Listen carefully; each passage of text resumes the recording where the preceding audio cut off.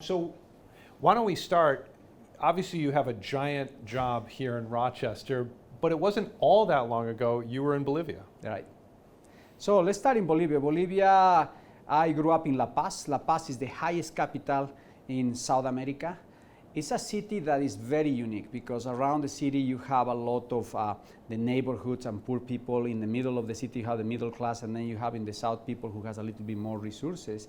But I grew up in the middle class. I was able to connect with a lot of people and then study, be a lawyer, do a master's degree in economic law, and get in the public sector, work in a very high level. It's called Director Nacional de Planificación Estratégica y Participación Popular.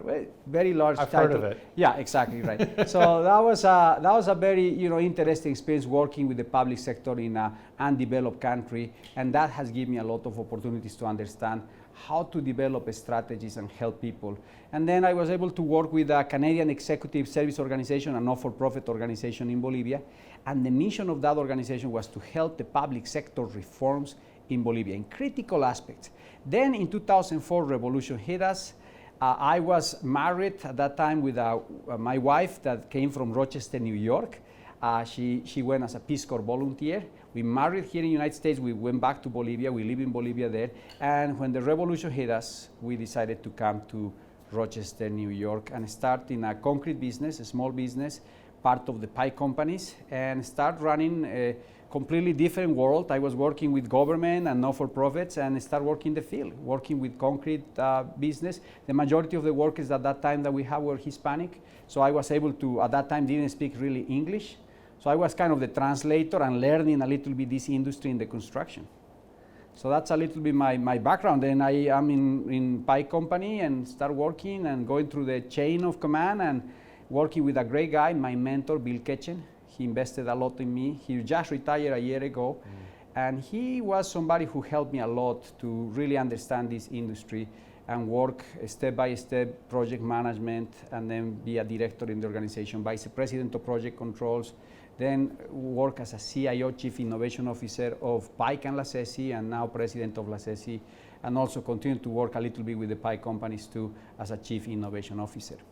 So your wife from Rochester, New York, goes to Bolivia as part of the Peace Corps. You guys meet, fall in love, you marry, 2004, the revolution.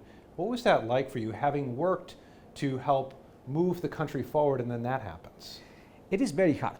The moment that I was in the airplane, leaving my country, and the decision that we made to leave a nation where you have the dream, ambition to help with change, right? Because these countries need huge change and transformation.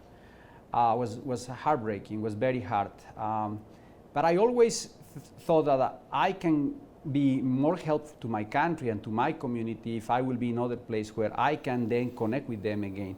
And this happened probably 3 or 4 years ago, where now through my church we go and do missions and we are helping to transform the country. We just started a hotline in Bolivia through the COVID-19 situation with a church in Bolivia. We have a 1-800. People can call and receive the support that they need. So that has been an incredible experience to see that again goes back and you can reconnect with your community and your nation in my case. Do you hope to go back one day for a longer stint than just a week or 2 weeks? Well, I think there is a lot of commitments that I have now in Rochester, New York. I love Rochester. My family, my kids are from Rochester, New York. They are growing up here in Alandel, Colombia. It's a great community. We love that school. And we love what's going on here. We believe that we have a great opportunities to also have an impact in the Hispanic community. We just started a Hispanic service, the first Hispanic service in Pittsburgh. So that is connecting with a lot of Hispanic services that are in the city, which is really amazing. And the goal is to connect the city with Pittsburgh and really identify ways of how we can work together. And also the migrant community, we have some initiatives working with in some towns like Elba, New York, and other towns with migrant communities, and help them. And So those commitments are the commitments that are basically bring a new perspective working and living in Rochester. And of course the company, the Pie Companies, which is a great organization founded in 1873, family-owned business, an organization with the culture of love and compassion and community is fundamental for us. That allowed me to do a lot of these things. And of course, being involved in Channel 8 with Be Inspired and the radio station with Poder 97.1 with Julio Sáenz and others has been an incredible experience. What a change for you. What was it like to move to a place that you had no idea about? You didn't speak the language. That must have been challenging. When you go to a country and you cannot communicate, you have three things. You have frustration. The second thing is that frustration can take you to or a depression or an opportunity. And I decided that will be an opportunity for me. And the third thing was, okay, now that I can speak a little bit English and I can have a heavy accent, how that can be used for good. And the reality is I start learning. God helped me a lot, I will tell you, and still learning a lot. But the reality is that I found that now that weakness is my strength. I am able to do public speaking and people listen more to me because with this heavy accent, people actually said, what is he saying? Let's try to understand better. And that brings a great opportunity for me, for people to listen. So I found that you can take something that in the beginning has been hard and difficult to an opportunity that today is taking me to the next level. What do you want people in the Rochester area to know about the Hispanic community that they might not already?